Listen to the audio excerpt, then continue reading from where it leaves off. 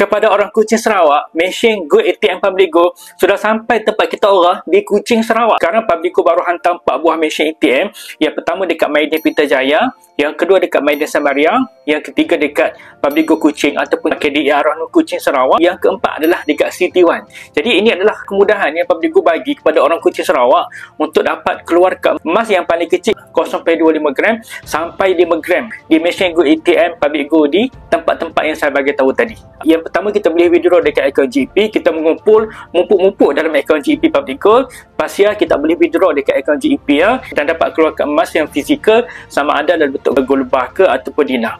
Yang kedua, kita orang boleh beli direct kat SIA. Maksudnya, kita boleh pilih item mana-mana yang berminat. Contoh gold bar kah, dinar kah. Pilih pasal bayar dan dapat terus keluar seperti kita beli item dekat mesin kedegang. Mudah nak? Sangat mudah, khas untuk orang Kuching Sarawak. Kini tak belum ada lagi dekat lokasi lain. Public Go akan cuba untuk hantar di tempat-tempat yang strategik seluruh kawasan Sarawak soon insya-Allah. Jadi siapa-siapa yang mau simpan emas dengan Public Go boleh daftar akaun percuma, klik link dekat bio saya. Pasal kita orang boleh top up grab emas dekat akaun GP dan boleh withdraw emas dekat mesin ATM kelak di mana mesin ATM terdekat dengan kita orang.